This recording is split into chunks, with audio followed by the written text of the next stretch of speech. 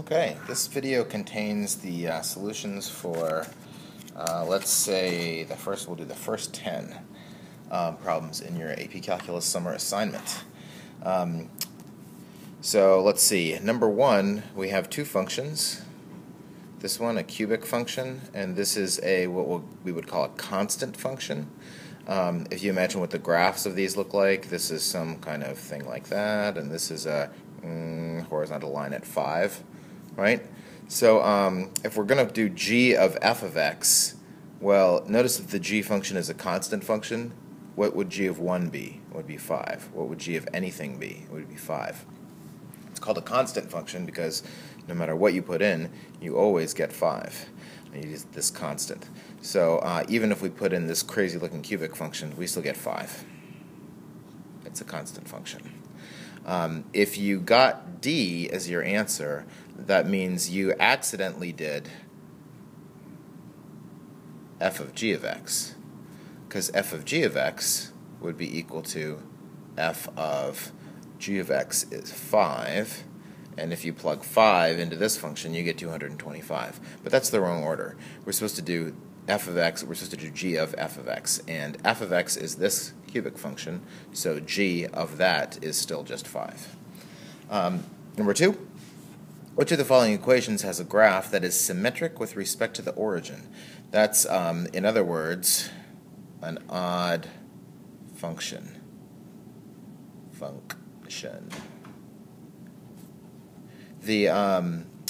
That means that's like a pinwheel kind of symmetry. That means if you put a nail or something in the origin and you flip it 180 degrees, it's that kind of symmetry. So, well, let's see what we know about these graphs. This is a y equals x plus 1 over x. Let's see, that's the same as, if we divide through by x, that's the same as 1 plus 1 over x, right? Dividing through, since it's just one denominator. And I know what the 1 over x function looks like, and so should you. Let's make little sketches of some of these graphs here. We can have a good discussion about even and odd.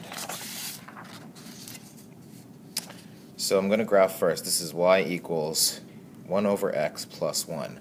Y equals 1 over x is the inverse function that looks like this, right? That's just 1 over x. And then plus 1, that shifts everything up 1. Well, this on its own, if it was just 1 over x, that does have that kind of symmetry, because if we flipped this over, like that, for example, it looks the same. That's, it is symmetric with respect to the origin. But if we add 1 to it, then it is no longer symmetric with respect to the origin. Now it's been shifted up 1. And now if we flip it upside down, this horizontal asymptote at 1 would now be a horizontal asymptote at -1, and that's not the same thing. So that is not symmetric with respect to the origin. How about this? Well, what is that supposed to look like? I don't know if we're supposed to know exactly what that looks like, and I think I'm going to come back to that one in a minute. Well, maybe we'll just discuss now one of the things that we're supposed to know about even and odd functions, even if you don't know exactly what a polynomial looks like, and if you don't have your calculator, you don't have the time to make a sketch of it, a function is odd, a polynomial function is odd, when only odd degrees are present. So we only have a fifth power and a first power, so this is an odd function, right? Now, remember back in Algebra 1, maybe in Algebra 2, you talked about an even and an odd degree of a function. This is not the same thing. It's often confused with that. It's not just about what the highest power is. In this case, in calculus, we care about whether things are odd functions or even functions, and that's about all of the powers. So here, this is an odd function because it only has odd powers. If it had like a plus 2 on the end, that would make it neither even nor odd, because it would have a mix of the fifth power, the first power, and a constant term would be like the 0th power, and 0 is even. So this is going to be the correct answer. This function is like 6x to the 0, x to the 0 is 1, so that only has even power, so this is an even function. If they had asked about, that's the same as y-axis symmetry, right? And here, these two are neither, because if you go ahead and expand these, the expansion of that looks like x cubed minus 3x squared plus 3x minus 1 plus 1, so those would cancel out. This is the same as this, and you can see that has a mix of even and odd degrees, so it's neither even nor odd. And this one likewise has, this one is even, I think, because if we expanded that, we would get x to the 4th plus 2x squared plus 1 minus 1, so this is the same as that, and this one is even.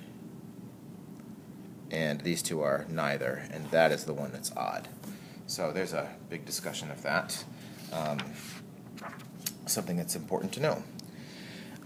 Number 3, we've got, let's see, if f of x equals this function with a and b unknown constants, and if f of 2 equals 3, and f of negative 2 equals negative 37, what's the value of a plus b? All right, well, let's see if we can do that. Let's, based on what we know here, move that up a little bit, just up a little bit more room.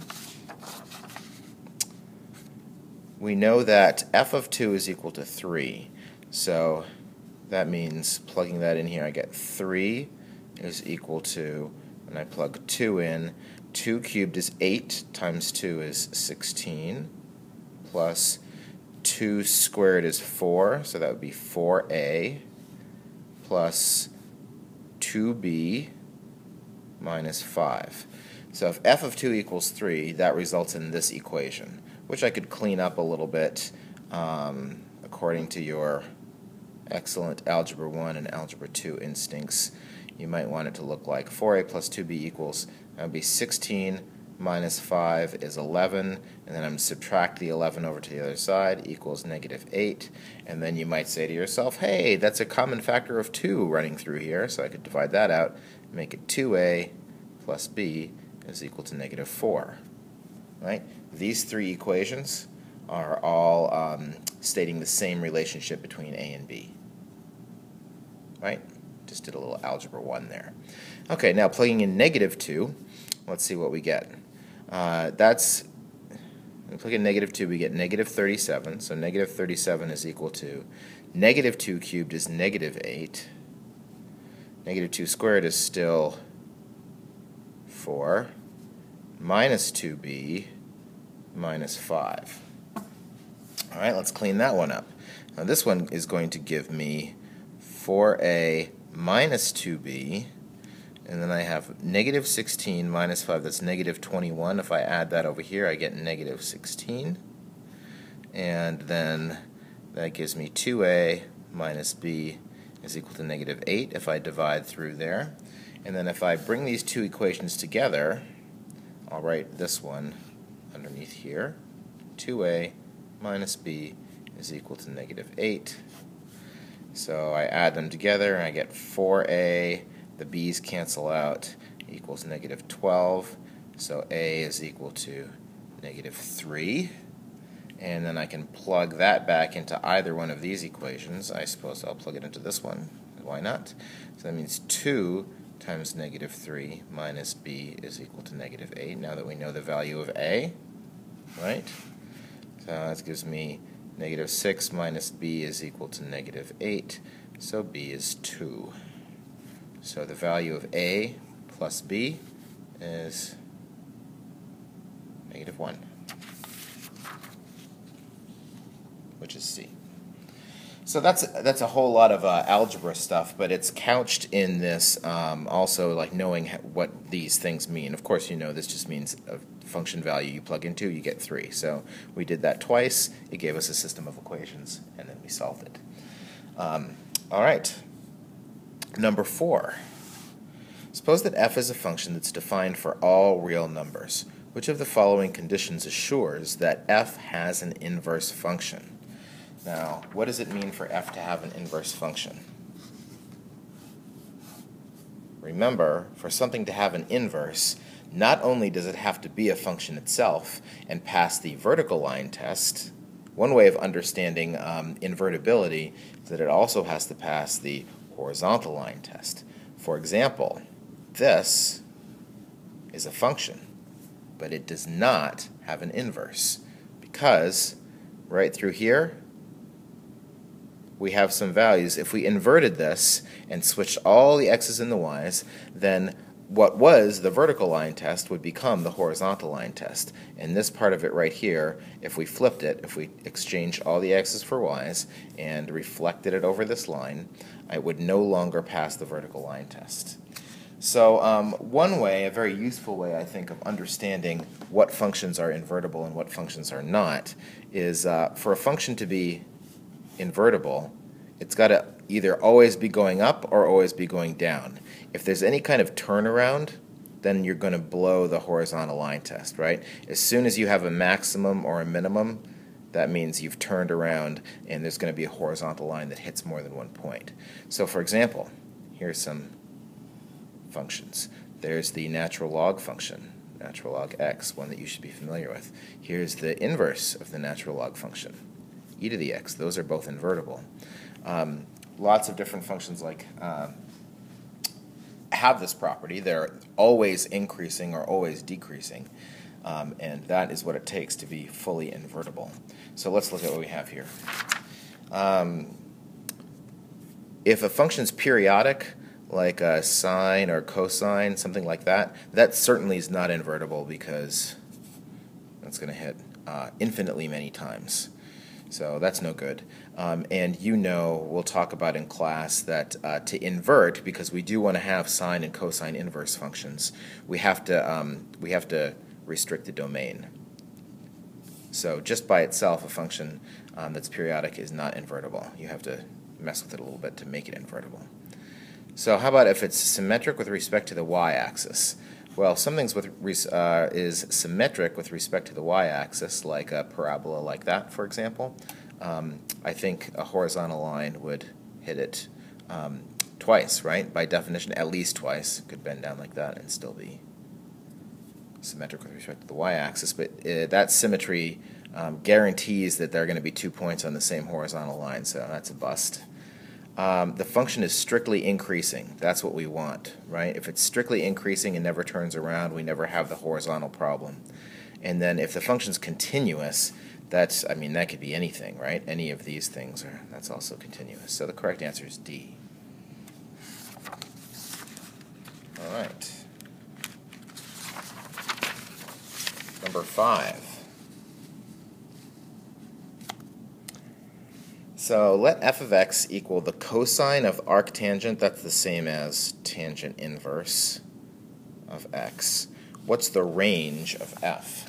Well, this is a good question. Think about this a little bit. You need to think about what kinds of numbers are we going to be plugging in to this cosine function. So we work just like when you're dealing with any composite function, we're going to work from the inside out. So what does the tangent inverse function look like? What does the tangent inverse function do? You can plug in anything you want into the tangent inverse function, and what it does, instead of giving you the tangent value associated with that angle, it gives you the angle associated with that that measurement. Now, we can't exactly do it on the unit circle here, because tangent isn't like the x or y coordinate, so I'm instead going to remind you what the graph of the tangent inverse function looks like. And before I do that, I'll remind you what the graph of the tangent function looks like. The tangent function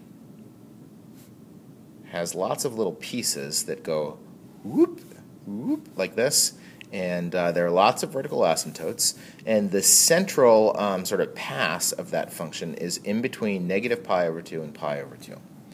Now, why does the tangent function look like that? It might be, I think it might serve you well to pause for a minute and think about that. There's a lot of different ways you can think about it. You could think about it in terms of the unit circle, and that tangent is sine over cosine. So like as you get closer and closer to pi over 2, what's happening to sine and cosine? What's making it blow up like that? And what's happening here? And why is it 0 here? And so on. So anyway, this is what the tangent function looks like. What does the tangent inverse function look like? Well, we just talked about inverse functions. That's what happens when you take this and you flip it over or reflect it over the line y equals x. So that looks like this. Everything that was vertical becomes horizontal. So these vertical asymptotes become horizontal asymptotes at pi over 2 and negative pi over 2. And now it looks like this. Right? And for it to be invertible, all mathematicians in the world have agreed that we'll only look at this piece. Because if we had other pieces and we tried to flip that over this line, then they'd stack up and we wouldn't have a function here. It would have that invertibility problem. So we only look at this pass, this central one here between negative pi over 2 and pi over 2. Okay, so when we plug number, now that we have this graph, when we plug numbers in here, right? When we plug numbers into the tangent function, what we get is numbers in between negative pi over 2 and pi over 2. You can plug anything you want, any x value into this, but you are forever going to get values that are in between negative pi over 2 and pi over 2. Okay? Now, we're supposed to figure out now what's the range when we take the cosine of those values in between negative pi over 2 and pi over 2, and notice that these are dotted lines. It does not include those. Okay? So let's look at the unit circle, and let's look at the unit circle between negative pi over 2 and pi over 2, not including those values.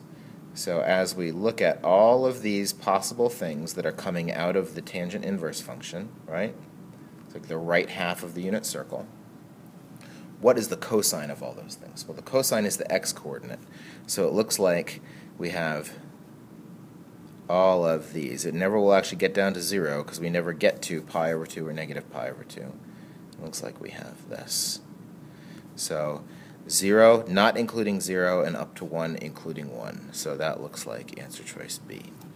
If you thought that that was a tricky problem, I totally agree with you, but there's a lot of really good thinking in that problem. There's a lot of stuff to think about in terms of what's the inverse of a function. There's a lot of trig to think about in there. Composite functions, a lot of good stuff. But on a scale of 1 to 10, that's up there for a difficulty level. I think I'm going to recant on the 1 through 10 and stop this video here and go ahead and stop that here.